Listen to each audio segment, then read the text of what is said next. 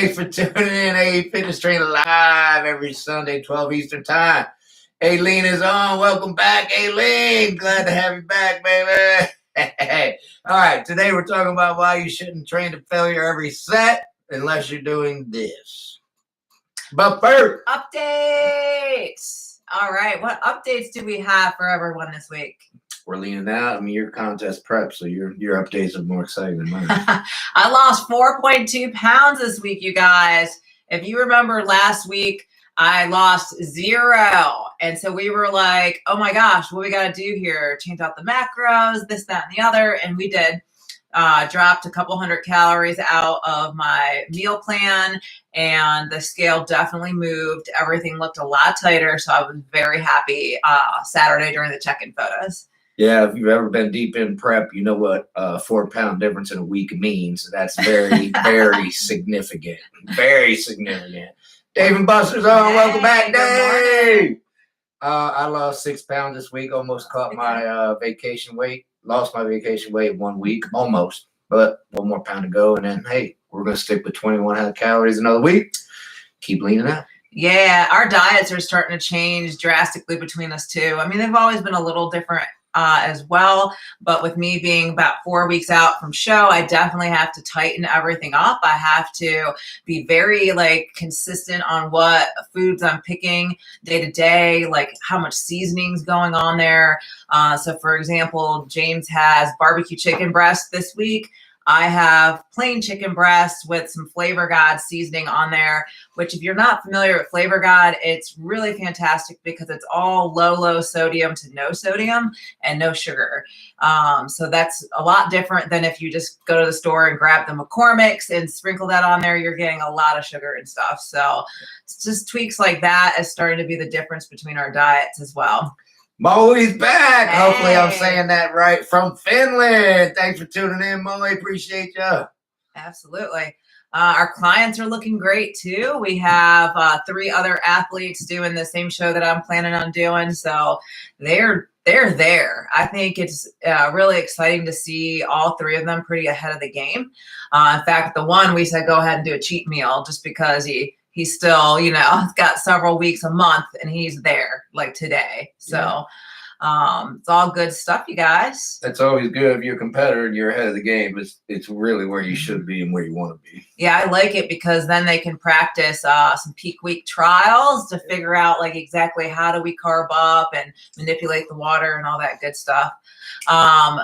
Going back to a couple of weeks ago to our Summer Shred winners. Hey. They are starting to get their apparel, so I'm super excited. I know Chris retagged us. He got the apparel we sent out to him. Aileen, if you haven't received it yet, you should. We definitely mailed it out on Tuesday to you, so if you don't already have it, definitely early next week.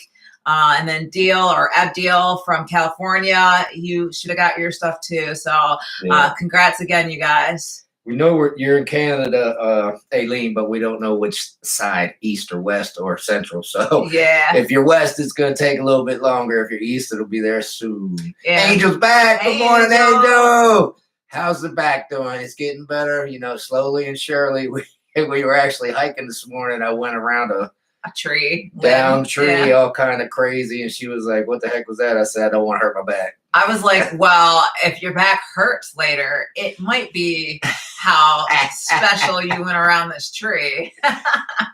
Okay. Aileen hasn't gotten it yet. He's on the East Coast. Okay. It should be there soon, Aileen. Chris, where you be competing, Camille? So Chris, I'm actually going to be out in Lancaster, PA. So that's pretty local for you if you want to come out. August 9th. Definitely hit me up. I can get you the location, address, and all that good stuff. Dave and Buffs, I gained 1.5 pounds this month, but I'm looking more shredded. Hey, muscle weighs more than fat. That's gains, Dave. That's gains, baby. Big T's back. Welcome back, Big T. Yeah. So yeah, welcome everyone to the 88 Fitness Training channel. For those of you are new, James and I are your go-to hypertrophy coaches. We definitely have 30 years of training experience combined between the two of us.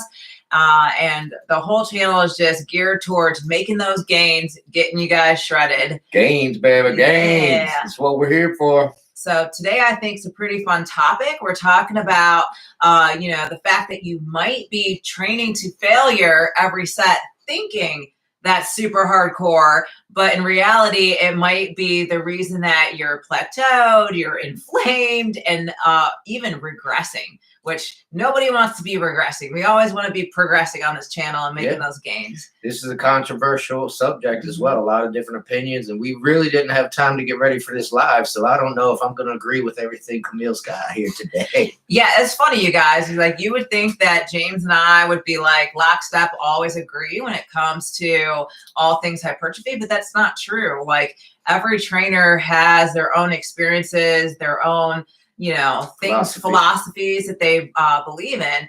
In fact, we're going to go through some of those kind of famous hypertrophy coaches that you're familiar with today, whether it's Charles Glass, Mike Mentzer, and the like, and we'll try to talk about each one of their philosophies as well as our own on this topic. And there might not be a right answer, I mean, we have two very different styles, Mike Mentzer and Arnold Schwarzenegger, low volume, high volume, and both of them built champion physiques. So were they both wrong or were they both right?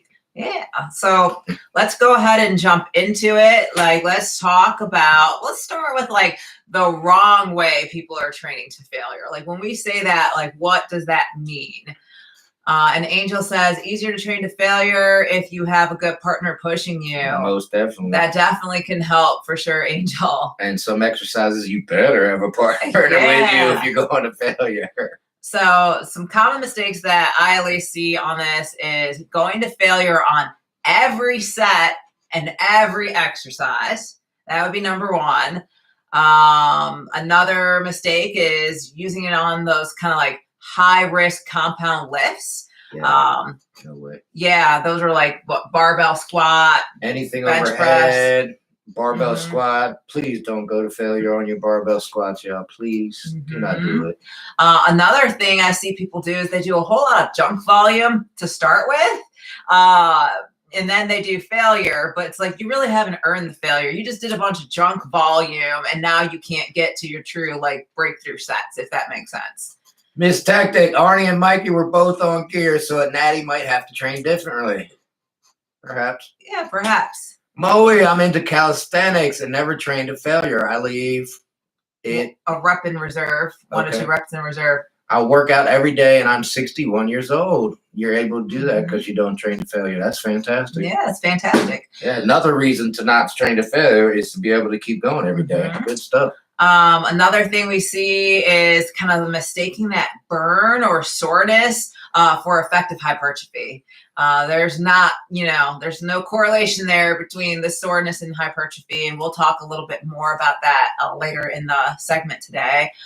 Another thing is equating no failure with not training hard enough. We got a question. Will, welcome, Will. May sound dumb, but what is junk volume? So it's kind of like doing pump sets. Like, you might have a good pump, but you're not building muscle, in my opinion. Correct. Anything that's not progressive overload, that's not going to build muscle, is junk volume, unless it's a warm-up. I'm not going to call warming up junk volume. Right. But into your workout, let's say you hit a failure on bench press, right? You need to stop doing bench press. Anything past that point, if you keep doing bench press, will be junk volume. You're not making any more muscle. You just did it with your first set to failure. You don't need to keep hammering it. Yeah, another example would be like maybe you can do bicep curls with the 40 for 6 reps. But prior to doing that, you do, 3-4 sets at like 25, 30 pounds, and then you try to go do your failure sets. Like, well, you already fatigued yourself. You already created a lot of waste products in the muscle tissue. So you're probably not going to be able to get that breakthrough set. So you spent too much time doing junk volume. You didn't need to warm up that much. So the most common junk volume is the people in the gym for 2 or 3 hours. You're not progressively overloading. You're not going hard enough to make muscles if you're in the gym that long. I'll give you an hour. Like I said, after that, you're not going intense enough. It's just junk. I mean, you guys, we're all guilty of that. Like early on, I know I would do that. And I would say things like, if you catch yourself saying, I feel like I'm beating a dead horse here, you're doing junk volume probably. So I definitely, after a couple of years of doing that and letting the fatigue creep in, I was like, all right, I got to change how I go about lifting to avoid a lot of that junk volume. All right, we got some more here. Big T. Only time I train to failure, training smaller muscle parts or lagging muscles. Interesting. I think we were going to get into that later. All right, I don't know how to say this. Trustees fangirl. I hope I said that right. What do you guys think about training frequency? I found less frequency works a lot better for me. I have a 6-day split now on a 4-day split. I couldn't recover at all. Yeah, it depends like how you're splitting your muscle groups up between the 6 and 4 day. If you're hitting the same muscle groups multiple times a day or a week, then yeah, you want to maybe reduce the frequency so you can fully recover that muscle group before hitting it again. So I could see, we talked a lot actually last week, I think it was, about some of the training frequency. Yes, and recovery is an individualized thing. Everybody recovers different speeds. A lot of people recover really fast. A lot of people recover really slow. You just need to discover that for yourself, and then you can figure out your frequency.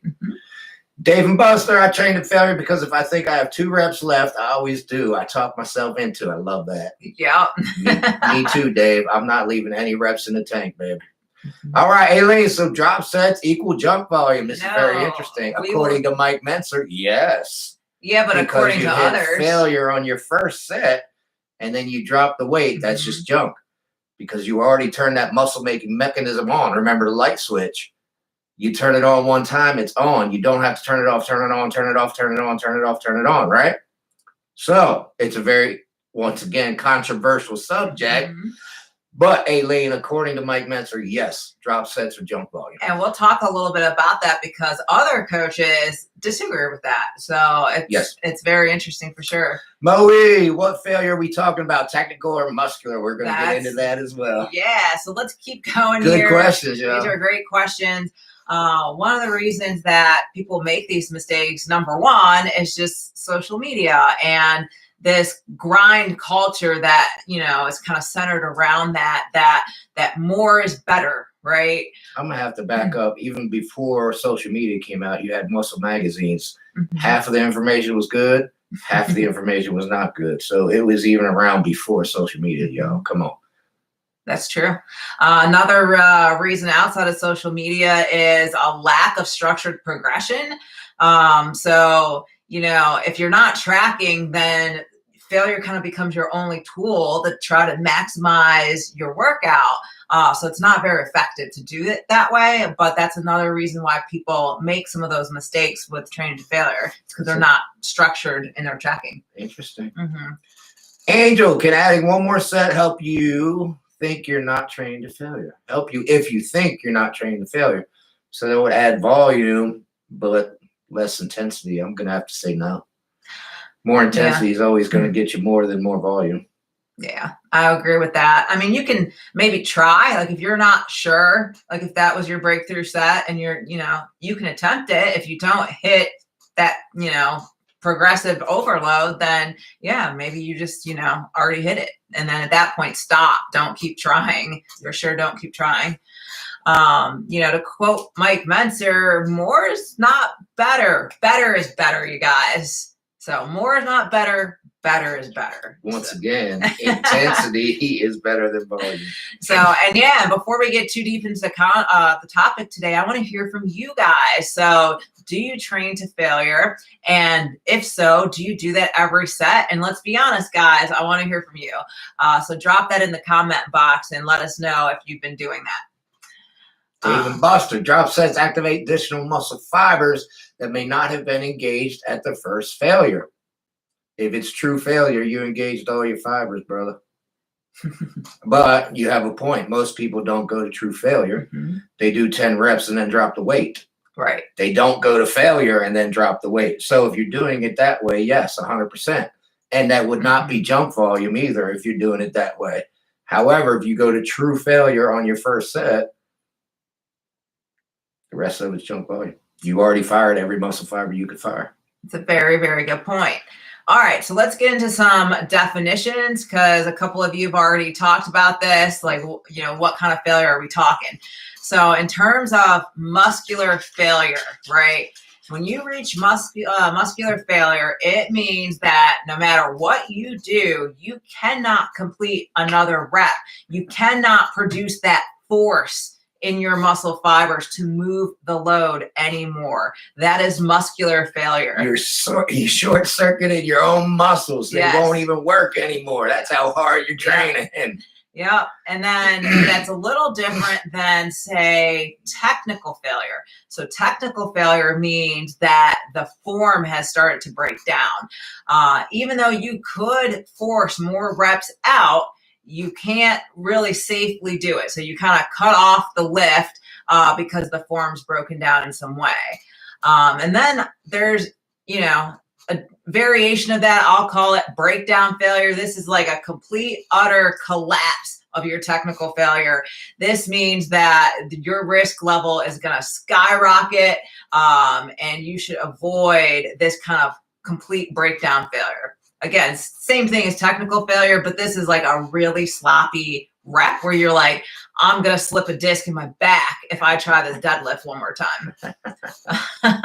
So what's failure? So failure is a combination of both muscular and technical, in my opinion. Okay. There's two different kinds. There's complete and utter, I cannot produce any more force. Yeah. And then there's technical failure, whereas I can create more force, but I can't do clean reps. Yep. So I'm going to go with technical failure. Mm-hmm. You know, if you keep going with bad form, you're just asking for injury. Mm-hmm. That's silly. And I think even Mentor says failure is when you can't do the form, the rep with correct form. Right. However, I got to tell you, I used to work with a guy named Lane Cornelius. What a heck of a name right there, baby. Lane Cornelius. And I hope you're listening. He used to go so hard at the gym. I mean, I saw him maybe 3 different times, and his whole body, he's falling down in his set because he's going so hard. Entire body shaking, head to toe. That's muscular failure. Yeah. He short-circuited his entire body. I don't even know what exercise he was doing when I walked in, but he's falling down, trying to lift this weight, his whole body shaking. And my man would just go as hard as hard. He built a very, very fantastic physique, but I don't think he lasted very long. I believe he got injured, and he hadn't been in the gym since. So, once again, technical failure. Yeah, let's read some of these comments, and then I'll tell you the philosophies of some of the coaches that we really like. All right. Justice Fangirl, that 4-day split that I couldn't recover was on Kevin LeBron's split, push-pull legs. Yeah. How did he do that? Well, it's Kevin LeBron. He recovered faster. Yeah, I mean, it all goes back to that recovery ability. Aileen, I go to failure on the last set on last 3 to 4 exercises. Okay. Dave and Buster, failure makes me glad I have a Smith machine. It's definitely helpful. Well said, especially if you don't have a partner. Mm-hmm. Miss Tactic, I'm aiming for failure on every set or 1 rep in reserve. Okay. With correct form. I like that. But I hit some muscles twice. For example, cable bicep curls in the beginning and then dumbbell curls at the end. Take them to failure. Yeah, they're going to challenge your muscles slightly different. So I think that's okay. That's a good thing. Yeah. In terms of some of the coach perspectives, one of my favorite coaches out there is Charles Glass. So the Master Blaster. Yeah, he is a big advocate of controlled failure. So that's stopping at the technical breakdown point.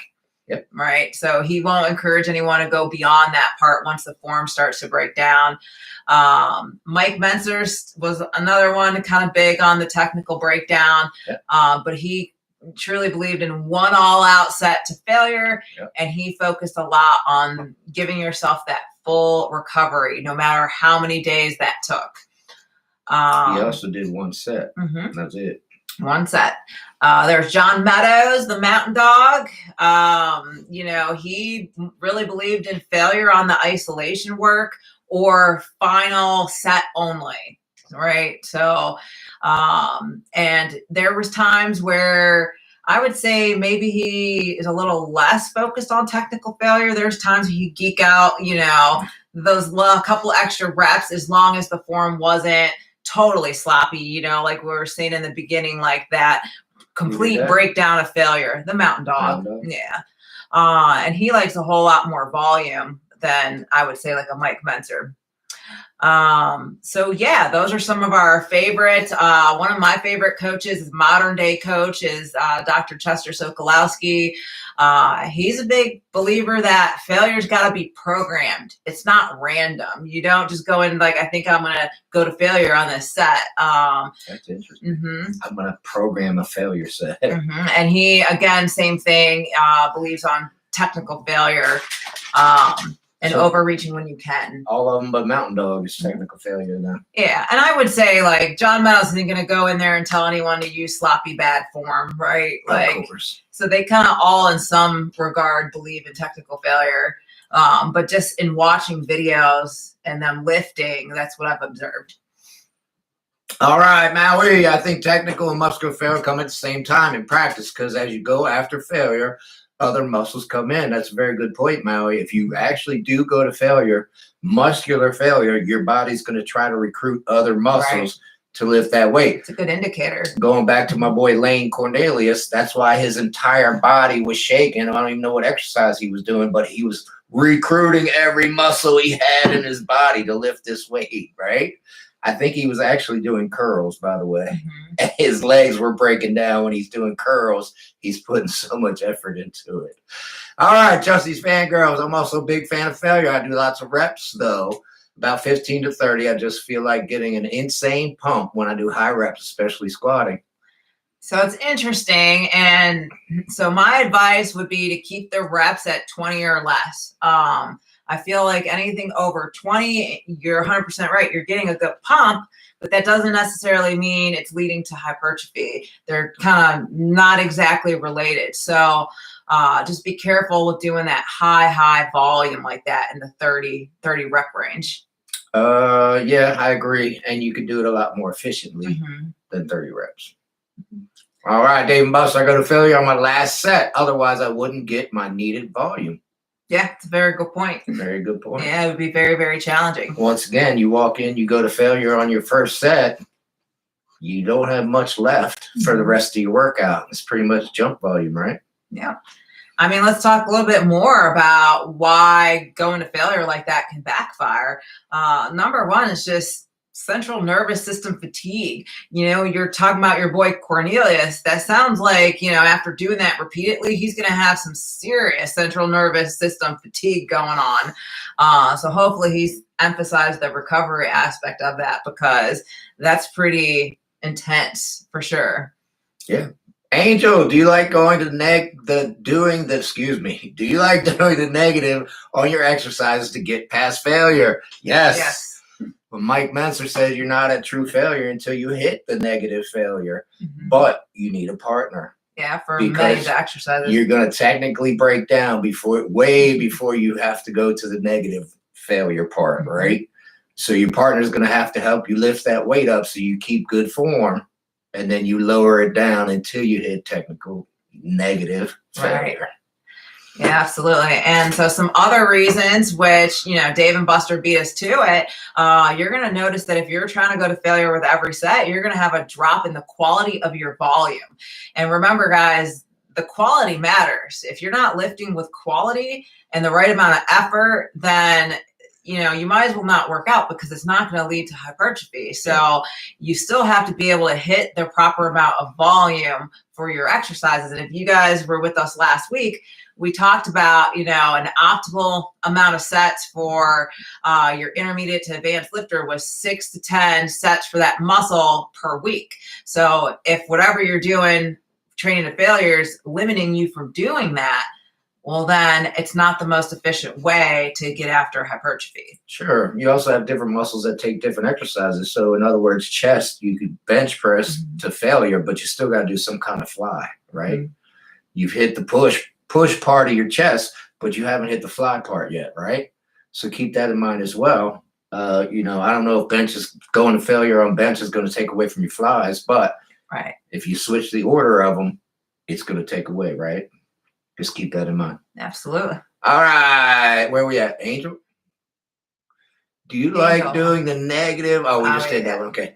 Trusty fangirls, thanks for your advice. Very welcome. We're happy to help. Miss Technic, I do weighted crunches, 250-pound dumbbell, 100 pounds. Ooh, baby.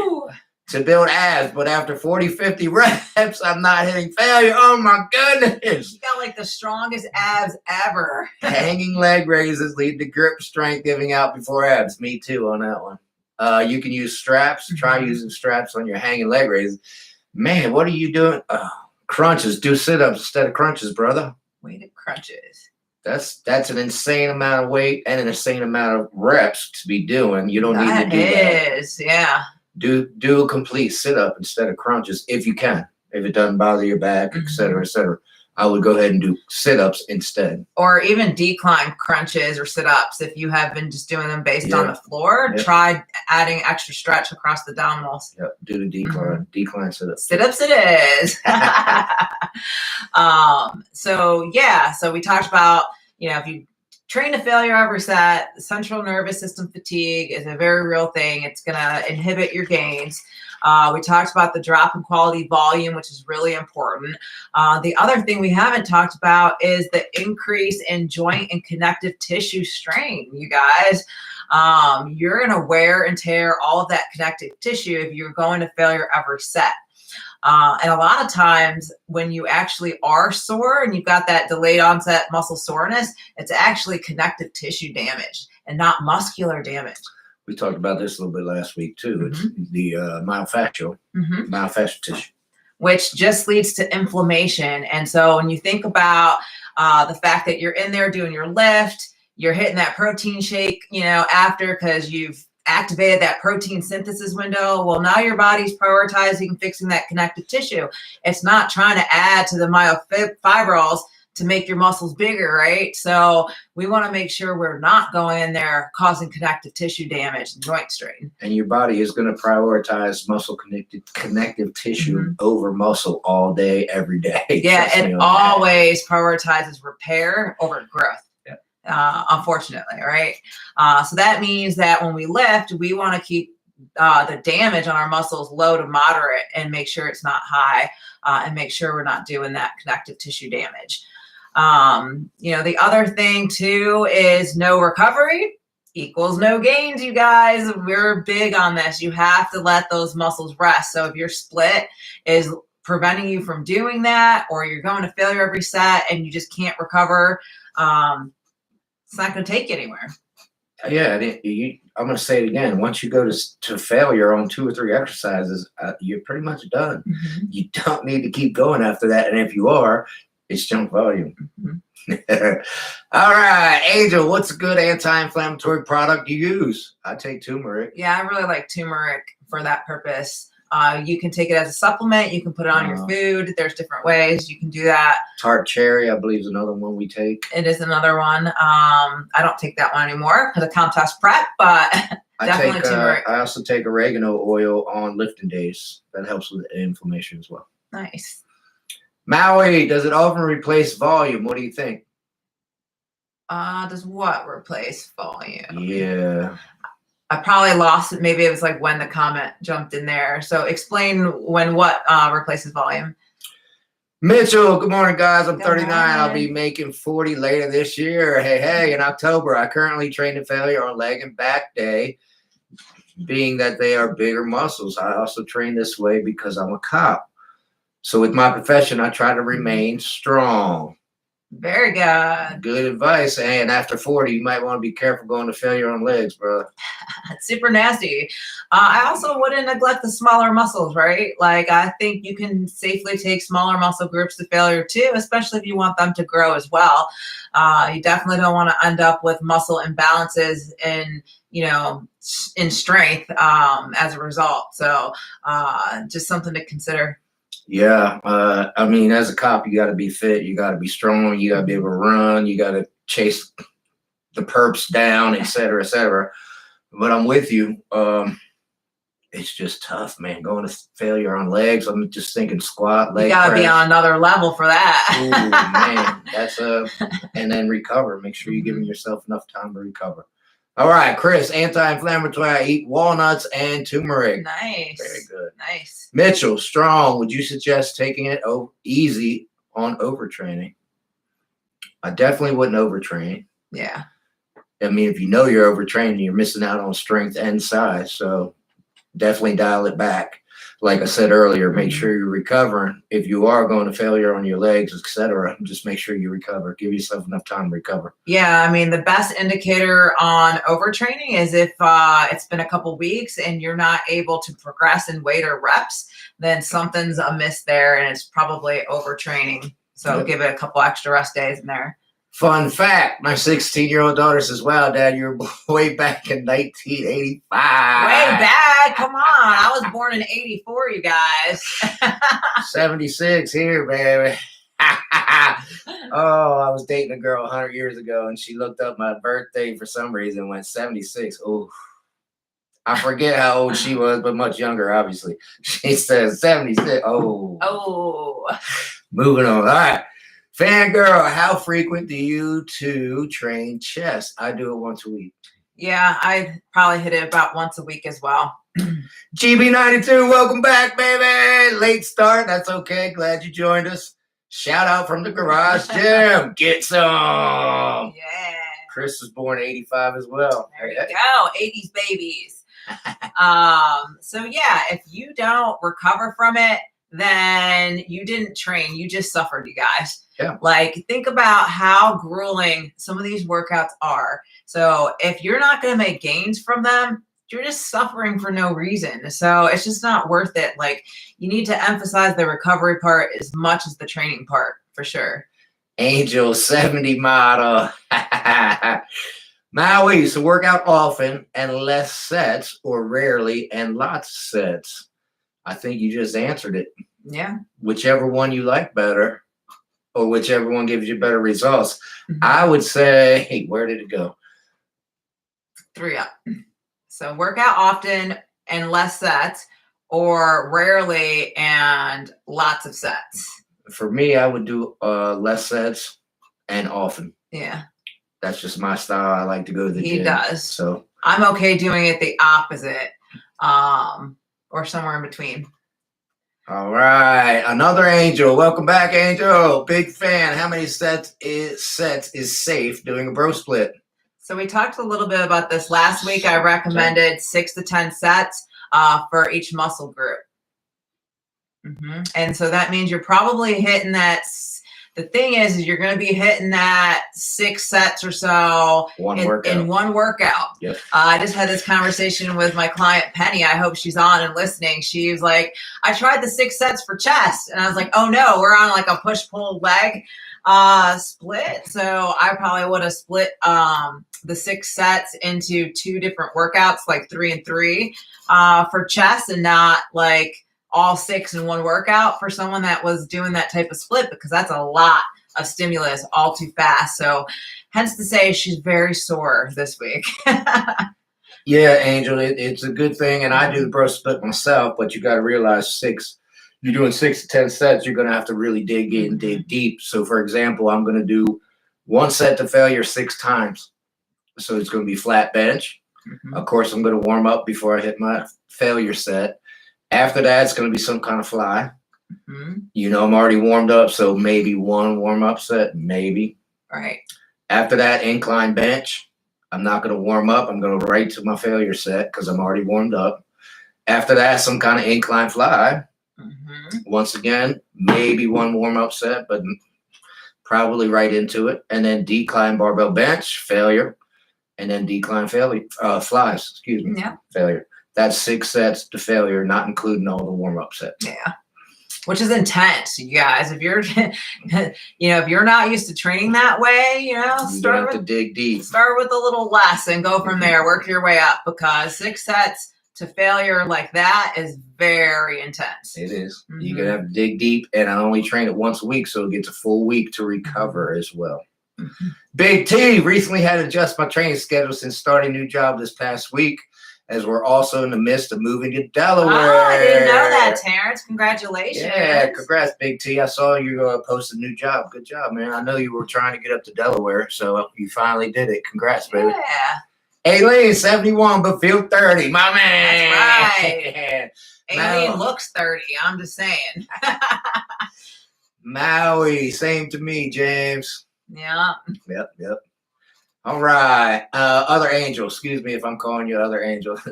Angel Vega is on every week. I apologize. Is 25 sets overdoing it? Holy smoke. That is a lot of sets. Are they all, does that include warm-up sets in there? I hope that includes warm-up sets. Yeah, that's definitely overdoing it. If you're doing 25 sets to failure, I don't think you're going to be able to move. Yeah, it's definitely not. I would say that's definitely not to failure. I would make sure there's a warm-up sets in there and limit how many sets to failure you're doing. And that's another point too with the training split. And if you guys haven't seen the training split video, definitely go back. We had a live video last week on training splits. That's one of the drawbacks for trying to do total body. Because think about how many muscle groups there are. And if you're trying to do 6 to 10 sets for each muscle group, and then you're trying to do at least a set to failure for each muscle group, that is a lot of sets to failure, you guys, and a lot of sets in general. So, all right, trusted fangirl, I can say I'm definitely on board with your training philosophy. Seems legit. In Germany, there's a high frequency movement right now. Basically, roided up bodybuilders talking about how HIIT is shit. I hear you. I mean, like I said, this is controversial, and I'm not sure there is even a right answer. You know, like I opened this up with Mike Mentzer and Arnold, low volume, high volume, and both of them hit great physiques. I mean, I personally, and I'm probably jumping ahead, I've tried it both ways. So I'll tell you in a little bit like what my perspective is there. Because it's interesting. All right, Angel, I'm a construction worker and my body can take a lot. It's hard to get tired. I can see that, yeah. Angel, I'm going to have to question how hard you're going, brother. So, for example, if I tell you to walk as far as you can, you're going to walk really far, right? If I tell you to sprint as fast as you can, all out, you're not going to get too far, are you? Think about that. So if you're going and not getting tired at the gym, I don't think you're going hard enough, brother. Yeah. Maui, what do you think doing just one set to failure muscle group in the home? I don't know what in the home means, but in the home? Yeah, that's Mike Mentor's style. One set to failure and then go home. Oh, yeah. Yep. Definitely go home. Don't keep beating the dead horse, guys. Get your volume in. Like I said, I do 6 sets to failure typically. But I'm 30 years in. You're going to have to build up to that. Yeah, go home. So, Angel, I have tried pyramids. There's a couple exercises I really like them on, and bicep curls and side lateral raises. But I'll typically only do one set like that.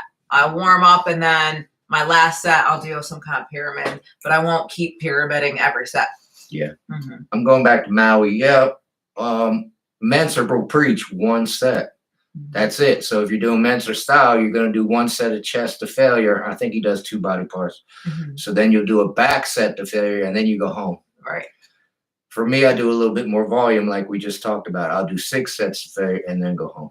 I've tried it the pure Mike Mentzer style where you do one set. It was really efficient workouts, you guys. I would be like in and out of there in 30 minutes, and James would be like, "You're done already?" And then wouldn't work out for 10 more days. Yeah, and then I wouldn't train anything until that body part wasn't sore. So it didn't matter if I trained legs. I wouldn't go train chest because think about it, my body was prioritizing the repair of the sore muscle. So I didn't want to inflame and damage another muscle group. How are you gains?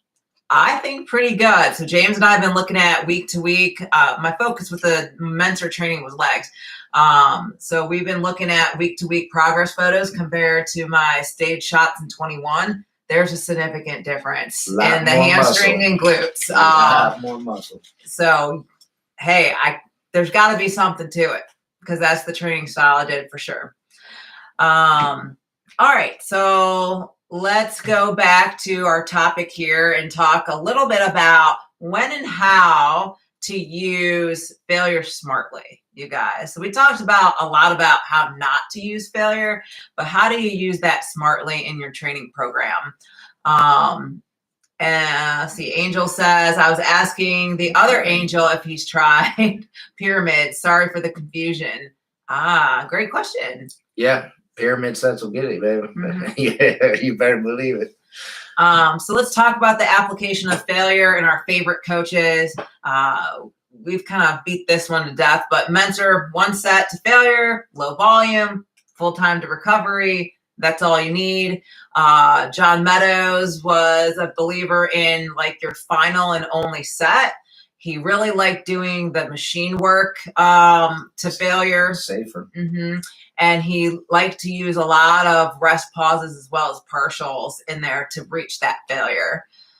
Charles Glass is a little different. He was a big believer in that technical failure. So he would tell you to stop at that controlled breakdown. That's your failure. He wouldn't necessarily tell you to keep going. And then one of my new favorites, Dr. Chester Sokolowski, just said that it can't be random. It has to be planned. So if you're going to do it, plan to do it, and you probably should use it sparingly when you think you can overreach and achieve it. So Dr. Selko and Mountain Dog's pretty similar. If you're taking your last set, and Mike Menser, last set to failure. Everything prior to that is a warm-up set. Yeah, even Dr. Sokolowski will tell you leading up to your all-out sets, it's okay to do 1 or 2 reps. And Mike Mentor was the same. He wouldn't just necessarily do all 10 reps or whatever in his warm-up set. He only did what he felt was necessary to help get to the all-out set. And I would agree with that. Your set structures don't have to be 10 reps, 10 reps, 10 reps. You're going to kind of do junk volume and fatigue yourself before you're able to overreach. So yeah, that's the whole point. You don't want to fatigue yourself before you break through set. Yeah. So I think the point we're trying to drive home here is that you have to use the failure intentionally, not haphazardly. So definitely don't default to every set, you guys. So if that's what you've been doing, that's a huge mistake, and it's probably inhibiting your ability to grow. And your workouts aren't going to be very long. Yeah, and they're not going to be very fun, you guys. So let's get into some smarter alternatives for you guys now. I know a really great one that Charles Glass likes is rest pause. So basically it's a high intensity cluster, if you will, with little short breaks, like 10, 15 seconds in there. Mountain Dog liked rest pause too. There's 2 different ways to do rest pause. What are you talking about? Yes, there's 2 different ways to do rest pause, and James and I actually do this differently. So I will actually go ahead and go until I reach technical failure, and then I'll take 10, 15 seconds to rest without being under load, and then I will take myself to technical failure again, rest another 10 to 15 seconds, and then take myself to technical failure again. Now, I know you do it different, so if you want to explain your way to do it. So Mike Menser's rest pause is you take your max weight, you do 1 rep, you rest for 10 seconds, then you do it again, then you rest for 10 seconds, and you do it again. After your first rep, you cannot get the second rep. You're already at failure. You need a partner to help you lift that weight. So you're actually reaching failure 3 times in 1 set. Nice. The way I do it's more like a mechanical drop set, if you will. You're using time to drop reps and create that damage. So it's a little different. Yes, and if you do it the Mike Menser way, you better be ready because, man, that was intense. You're seriously talking about your max weight, and you're lifting it 4 times with a 10-second rest. So make sure your partner's there to help you lift that weight because your second set. Make sure your partner can lift that weight. There's times where like, oh, I don't know, James. Like, whatever you do, don't stop pushing because I can't control this weight. Yeah. Angel, have you tried time under tension for failure instead of heavy weights for failure? Yes. Static holds. I've tried those. Yep. Yeah. And it's a good way. Like if something's tweaked, just like you said, instead of lifting a heavy weight, I'll lift a medium weight and just hold static hold until I hit failure. And then once again, you hold it, and then you're hitting the negative failure as you're fighting it. Because once you hit negative failure, you just drop it, right? Yeah, I really like those for bicep curls as well as what was I just thinking? Some of the like pec deck.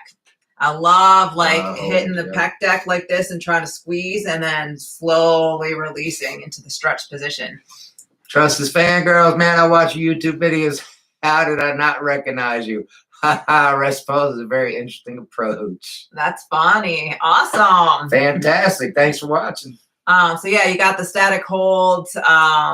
There's another strategy, 1.5 reps. So that's when you do your full rep, you go back and you do the half rep. And I would recommend doing that in the lengthened position, not the shortened. And then you come back up. So you're adding that little extra half rep in there while stretched and under load. It's a total time under tension builder. Yeah. I really like doing those on leg exercises in particular. Those are nasty. Mm-hmm. Let's talk about a burn, baby. Maui, isometric is the easy way to go to failure. When the bar drops on the floor, here you go. Just do it safely. Do it safely, yeah. And you are right. I mean, if you go to true failure, it's going to drop, right? Mm-hmm. Good point. Just don't drop it on your toes. Photo 80s, welcome back, Photo 80 Jeff. All right, did I understand you right? 6 to 10 sets. So that's about 3 different exercises if you're doing 3 sets each. If those are working sets, yes. Yeah. But if you were on earlier, you heard me. I only do 1 working set. Yeah, and I'll only do like 2 max now. So I'll do like 1 or 2 with a rate of perceived effort of like a 9, 8 or 9. So I'll leave a couple of reps in reserve depending on the exercise, especially legs like squats, overhead press, and the like. And then leave it at that. So that in that case, that would be like 2 sets, right? Because I don't want to reach that true muscular failure. Hycom CK, I hope I'm saying that right. When training without a partner, does it make sense to do 2 sets to failure since it will not be the same failure as with a partner?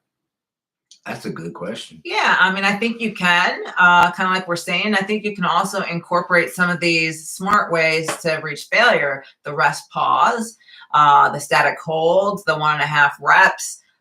These are other ways where I think you can achieve training to failure without that partner. It is possible, but it is a heck of a lot easier with a partner, especially when you're talking about form breaking down.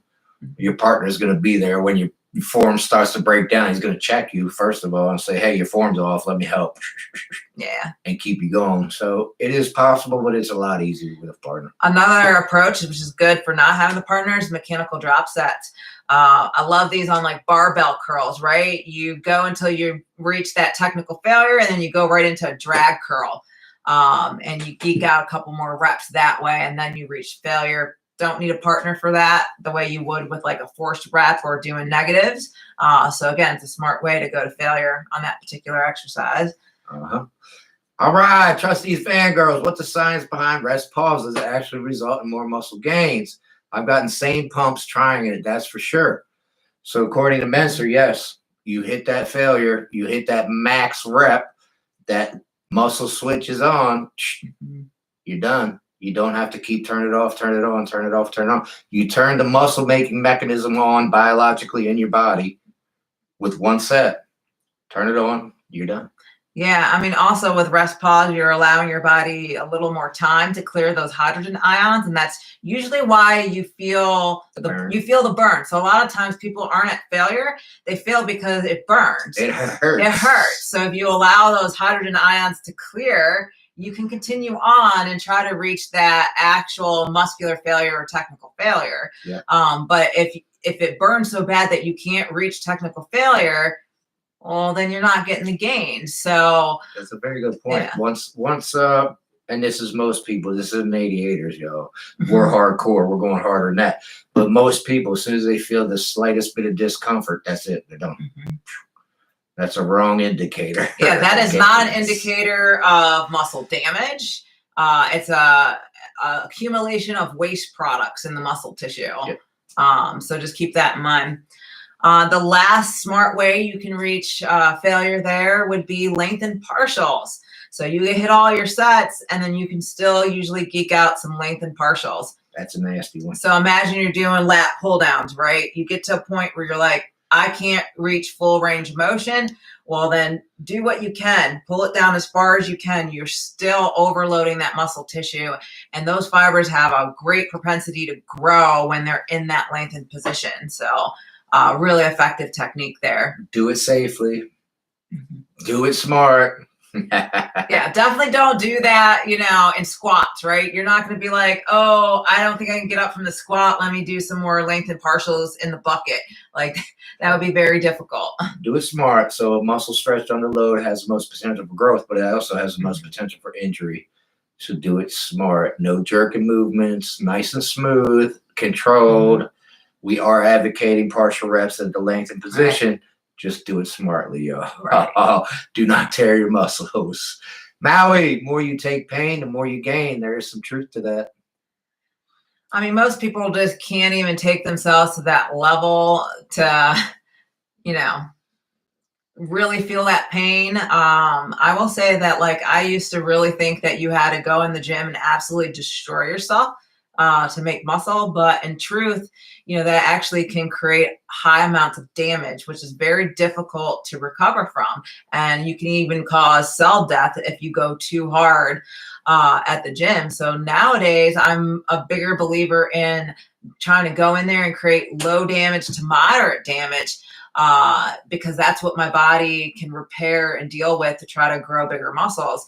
If I obliterate my entire bicep during arm day, well, it's not going to necessarily be able to, build bigger muscles from that, because it can't repair the damage fast enough. Yeah. And remember, the longer you've been playing this game, the harder you got to go to keep making gains. So after 20 some years in the game, I have to go really, really hard to hit failure, to hit these levels. So, to an average person, you would obliterate yourself if you're going as hard as I am. So it also depends on your level. Sure. All right, here we go. Angel, Sam Sullivan is really big on partials. Yeah, lengthened partials have been big lately. All the studies prior to now have not been at the lengthened position. They've been at the shortened position for partial reps, I'm talking about. Right. But they came out with a study in the lengthened position, and everybody went, boom, head exploded. Holy crap, partial reps are really good for you. They actually work. But in the lengthened position, not the shortened position. Right. So keep that in mind. And if you're going to do partials, keep that in mind as well. All right, Trusty's Van Grove, does muscle damage equal greater gains? We just talked about that. I mean, wouldn't high volume create more muscle damage? It can if you're overloading the muscle. Yeah. Yeah, it can. And I'm going to quote Menser again. You can go to 50 reps and go to failure and make gains, but you can do it in 6 to 10 reps. Why would you do 50? Yeah, I'll jump the gun a little bit. So I used to train very high volume, right? And I would just be wrecked for days and days and days and days. And I wouldn't really care. I'd go back out there and hit it again. We were doing two a days. Yeah, we were working out twice a day. Like, I would hit back in the morning. I'd go back for some more back at lunch. Yep. Hit and drop sets, training to failure, all these things. And I tell you what, I did not grow during that time period. So I wasted 2 years. Correct. Me too. And this was Arnold style was what we were doing. And we did it for about 2 years. Again, chest in the morning, chest at lunch, back in the morning, back at lunch, et cetera, et cetera. And I'm going to agree with Camille. I didn't make very to little no gains those 2 years. I don't know why we stuck with it so long. In fact, it was shortly after that we said, let's try, was it Neil... What's his name? Neil Hill's training YT3 YT3. Yeah, we put a twist on it. Yeah, so we said, okay, well, clearly the high volume's creating too much muscle damage, right? And we're not growing. So what if we got strategic and we had like a week out of the month where we lifted heavy, like the Mike Mentor style, whatever. Yeah. And then what if we had a week in there where we focus more on some supersets to get a little extra volume, and then a week in there where we did some drop set work. So over the years, James and I have tried a lot of different strategies to figure out like what actually gives you the growth and kind of, limits the damage. So it's interesting. Yeah, so the Arnold style just beat me up. I'm not going to speak for you, but it just beat me up. The Y23, now I started doing the last set to failure. So it was a week of strength, a week of superset, a week of drop set. And I got to the point where I said, all right, well, I'm just going to do one drop set, take it to failure. Take it all the way to failure, and that was it. Done. Right. One superset to failure, one strength set to failure. And guess what? The gains started coming back. But it wasn't until I switched to the modified Y23. I don't want to YT3 or whatever it's called. Well, I'm sorry, Neil Hill, if you're listening. We're butchering it. We're butchering your program. But we took it and modified it just slightly, and the gains started coming back. And I realized, and that's when I started getting more into Mentor style. Less is better, at least for Camille and I and a whole bunch of other people. More quality, more intensity. It's better than going there twice a day and beating the crap out of yourself with a bunch of junk volume, man. All right, Terrence. Since being on this cut for two half months, gone from 225 to 210, just made some recent adjustments to the diet a few weeks ago to help shock the body. Good. Can't argue with results, Big T. You're down 15 pounds. Keep it going, baby. I know you got a beach trip coming up, too. Fangirl, haha, Danny. Yeah, also a high volume guy back in the days, but I never really grew from it. So yeah, I'm definitely on board with you two. Yeah. Angel, I remember the video where you were asked if you were Sam's dad. Oh my God, you guys remember that? It was like a whole thing for a week. They were like, "Are you Sam Selleck's daddy?" Oh man, I used to have crazy long hair. I got a little bit now, but I used to have that crazy long hair like Sam. He cut his hair too. Yeah. And man, every time I went into Planet Fitness, hey, are you related to Sam Selleck? Hey, do you know Sam Selleck? Hey, you look like Sam Selleck. And I'm like, man, all right. Yeah, we did a video. We're like, I am not Sam Selleck's daddy. I remember that one. Thanks, Angel. Aileen, when I take baking soda pre-workout, I reach muscle failure before lactic acid. Boom! Nice. That's what it's for, baby. Yeah, thanks for that reel you just sent on it. That was funny. So those of you who don't know, baking soda's been around since the 80s. Aileen and I knew that. What it does is it helps the lactic acid burn. It delays it so that you can hit muscular failure without that discomfort. It still burns, don't get me wrong. It's just a lot less. All right, Maui, the muscle tension is the thing. The thing. Yes, it is. If we're talking hypertrophy, creating muscular tension is the best way to grow, whether that's active tension or passive tension through the lengthened partials. It is the #1 contributor to growing bigger. So definitely keep that in mind. Yep. All right, you guys, let's talk a little bit about the different techniques that we introduced to you guys. I want to rank them for you guys on how well they create tension, and then how much do they contribute to muscle damage. And maybe me and James will disagree on some of these. We'll see. For static holds, I think that that's a great ability to create mechanical tension there. So I would actually give that a 9 out of 10. I think it's really effective, and I think it's very low damaging. So what do you think about that?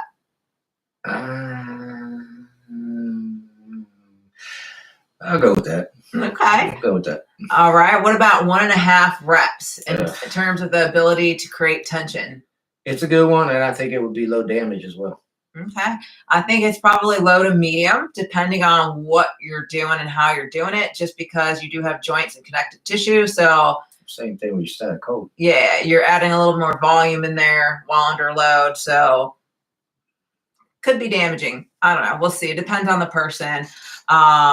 It definitely challenges sticking points if you have those. So I like it. Yeah, so that would help. You're doing a half rep, either top or bottom, so it's going to help with sticking points if you have a sticking point. Absolutely. What about lengthened partials? I love that one. Yeah. If you do it right, don't go in there and just do lengthened partials. Do your set to failure and then do your lengthened partials. So what it does, it extends the set, and you keep going after you hit failure.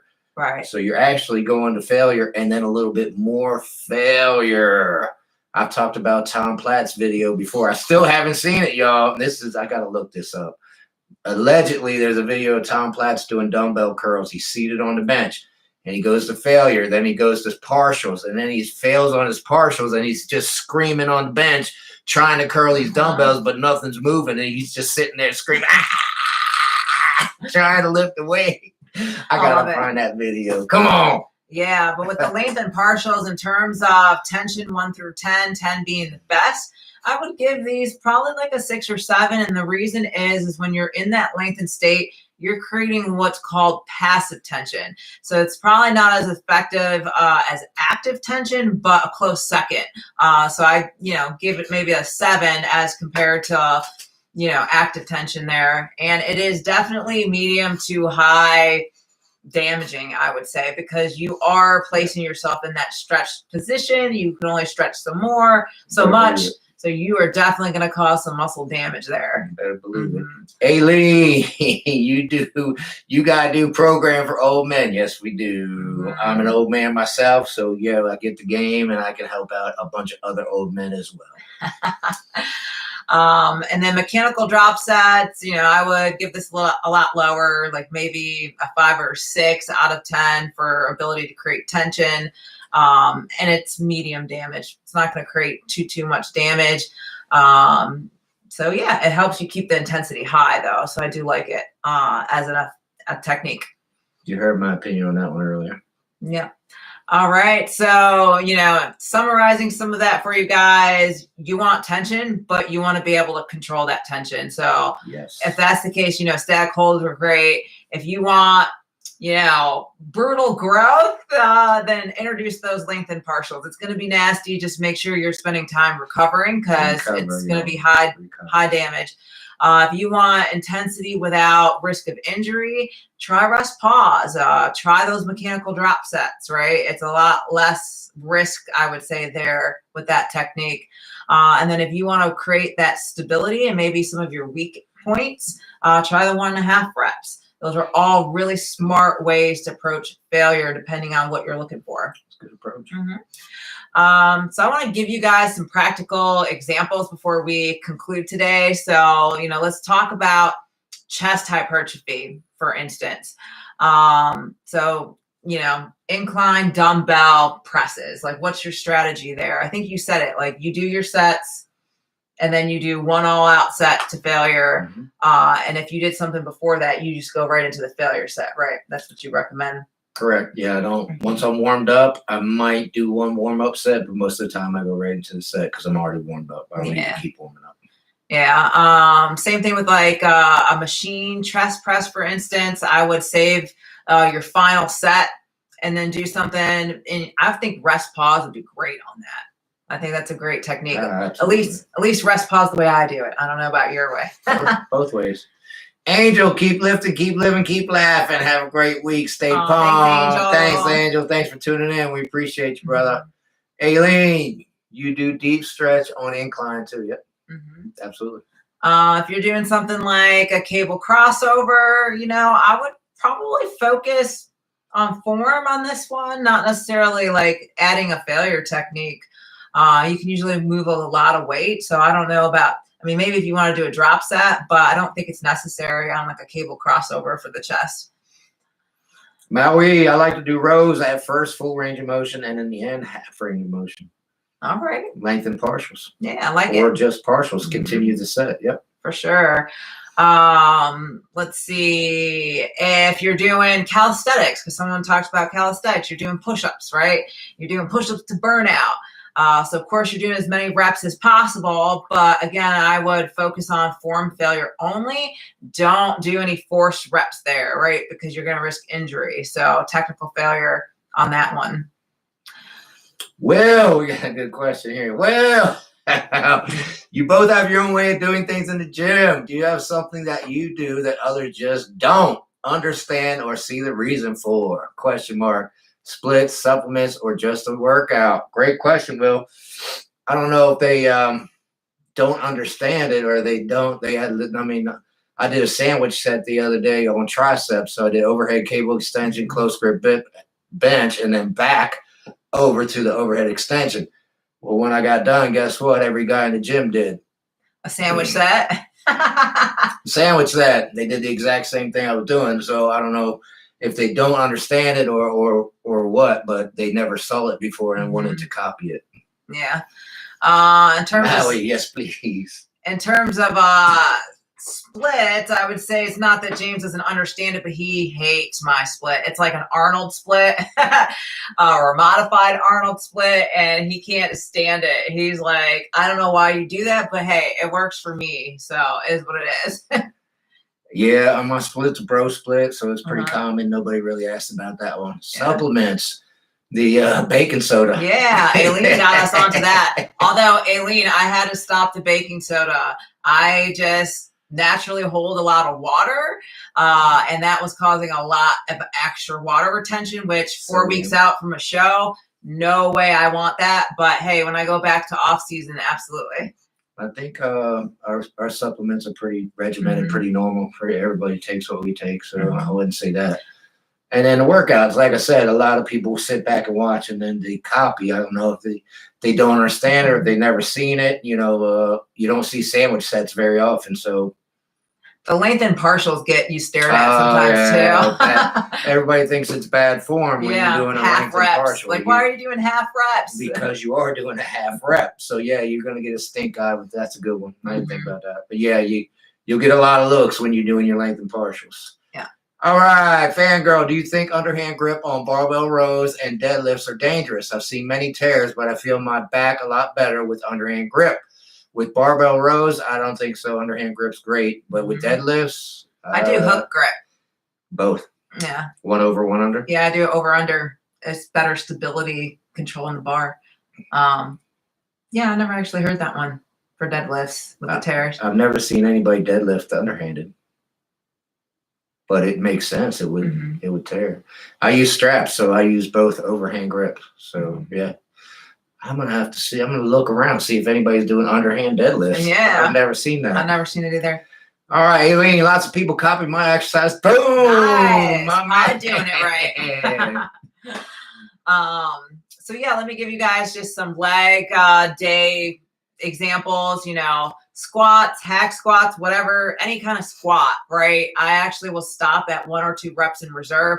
I will not typically use any type of failure strategy or approach when it comes to the squats. I don't want to fail on that one in particular. Now, if you have a Smith machine or something, okay, I think maybe you can look at doing that, but I would reserve it for other exercises.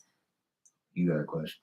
All right. Chris, are you tracking sodium to keep water retention down? I haven't been, but I am starting this week. That's one of the changes. In fact, I redid a lot of my supplements and things and started looking at the sodium because what I was noticing is that naturally I would have like a day where maybe I'm around like, I don't know, 2,000 milligrams of sodium and the next day 3,000. And what that actually is when I don't have enough meals and I try to do like lunch meat and pickles or something like that, like heavily processed, it was causing a sodium spike. And I would definitely tell the next day my weight on the scale would actually go up. So I kicked all of the processed stuff out this past week and starting to track the sodium now for the next 4. So Chris, no, I don't have a problem with water retention, but she does. Some crazy. morning she wakes up, she's like, I'm bloated. I'm like, get out of here. And then she shows me her stomach. I'm like, oh my goodness, what the heck just happened here? So sodium affects her. It doesn't really affect me at all. So I don't track it. I have started doing the baking soda every other day instead of every day. But I don't track sodium at all. Yeah, baking soda has a lot of sodium in it, you guys. It's like 1,000 milligrams for like a tablespoon of that. So just keep that in mind. Angel, how intense is your bro split? Mine is extremely intense. Like I said, I've been in this game almost 30 years. It has to be intense or I'm not making gains. I'm going to quote Dorian Yates. If you're not going to 100%, you're not going to make it in this sport.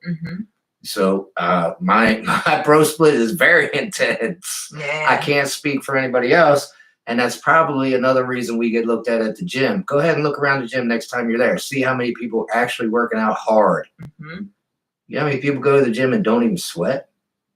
How do you go through a workout and not sweat? It's because you're not working out hard enough. I forget who it was who said he can go for hours without getting tired. It's because you're not going hard enough, brother. You have to go harder. Otherwise, you're going to get tired. You're going to get fatigued if you're going hard. But look around the gym. Most people don't even understand what hard work is. Ooh, all right, we're blowing up. All right, Eileen's only doing 1/4 teaspoon of the baking soda. Ooh, all right, good. Okay. All right, maybe so I need to take a little maybe bit too less. Yeah. All right, fangirl. What peptide is your most favorite? I don't do peptides, and I don't know much about them. Yeah, That's come up quite a bit lately. I mean, peptides must be It's blown up on social Blowing up. media. That's what's going on. Oh, okay. No, I don't do any peptides. They came out way after I was into the game, so I wasn't really interested in them. And I don't really know too much about them, to be honest. Big T, great video, guys. Off to the gym to kill some shoulder, get some tea. Yeah. It's a fad. Aileen said peptides are a fad.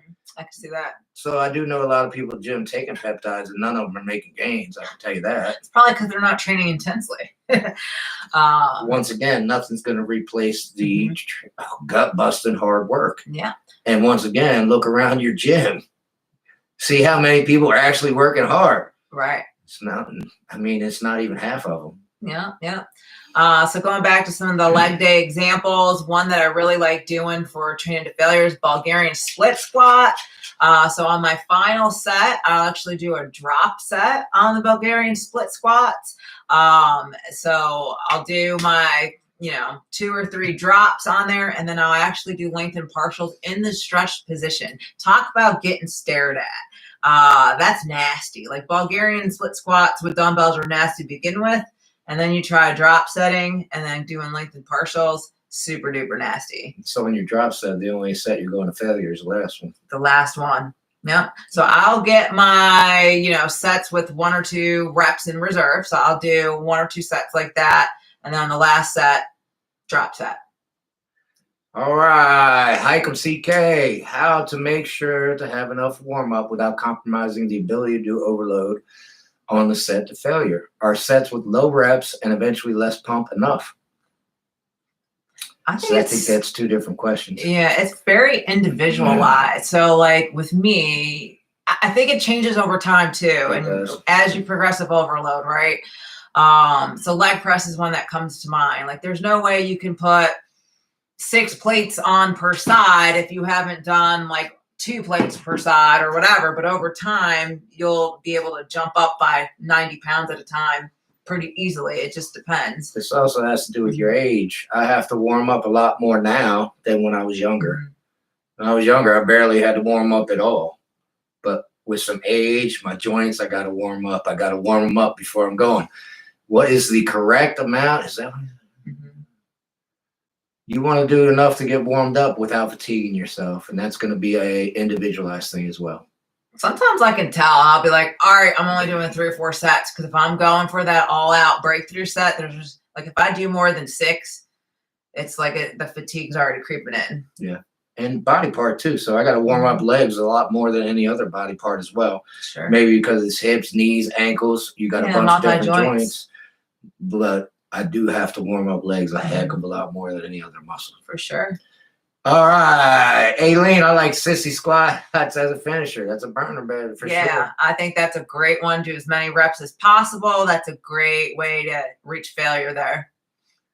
All right. Fangirl, honestly, I like BPC 157. I'm assuming that's a peptide. Yeah. Has helped me massively with my IBD, autoimmune disorder. Good. It's pretty much in remission. Fantastic. That is fantastic. That's great. In that case, keep it up, man. That's fantastic. I didn't even know they did that. Yeah. Did you know you did that? It did that before you took it, or were you taking it for muscle gains? Either way, great. Keep it up. Miss Tactic, amazing work with the BSS drop set. Bulgarian split squat. Yes. I had to think about that one. What does that mean? Angel, I have a row machine, 15 minutes, and I'm warmed up. There you go. That's a good one. I do the bike before leg day. I'll do 5-10 minutes on the bike, get my knees warmed up. Yeah. Knees and hips. So going back to, a key point that we're trying to make to you guys, failure really should only appear as a low risk thing in targeted exercises. You really want to be wary of doing them in your compound lifts that build big stimulus, because we want stimulus, but we don't want destruction, right? Like our goal is not to obliterate. So probably don't go out there and try that on, your deadlifts, your squats, your overhead presses, save it for those low risk, type targeted exercises that we described. So I think we kind of did touch on James and I's philosophy throughout this video. But I don't know if you have any last tips or comments you want to make about how you've incorporated failure into your training. So 3 out of the 4 coaches train the same way and recommend the same way I do it. Mhm. Schedule your failure sets Mhm. and do one. Right. The only one that didn't say that was Charles Glass, I believe. Yeah, he's just, I mean, I think he would agree to schedule it. It's not haphazard. But yeah.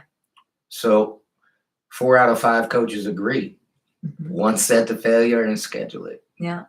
And if Camille's agrees, that's 5 out of 6 There coaches. you go. I agree too. Definitely don't do it haphazard. Don't say, I feel like drop setting today, or I feel like doing rest pause today. Like, you need to go into the gym planning to do that on your final set. For sure. Aileen, barbecue time. Good week, guys. My man. Eat some for me, Aileen. I'm jealous, baby. Even though I grilled chicken this morning and shrimp. Hey. Mm-hmm. I want James's grilled chicken. He's got like the barbecue sauce on there. Looks good. Man, it does look good. Just plain for me though, guys. Keep an eye out. There might be a short of it out there soon. Yeah, for sure. So yeah, if there's more on this topic that you'd like us to deep dive on, drop us a comment and we can definitely cover that in the next live video, or even if there's other topics that you guys would love to hear us cover in the live, let us know for sure.